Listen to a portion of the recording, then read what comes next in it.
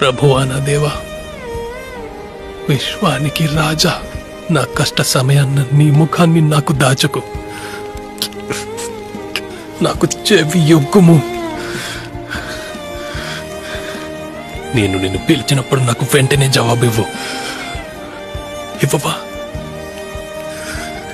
నీ ముఖాన్ని నా నుండి దాచుకోకు. నీవు నన్ను చూస్తున్నావా? నీవు నీ యొక్క కృంగుదలలో ఒంటరిగా ఉన్నప్పుడు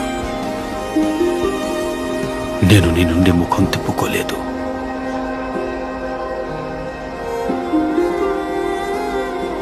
నేను నిన్ను అంజూరపు చెట్టు కింద ఉన్నప్పుడే చూశాను.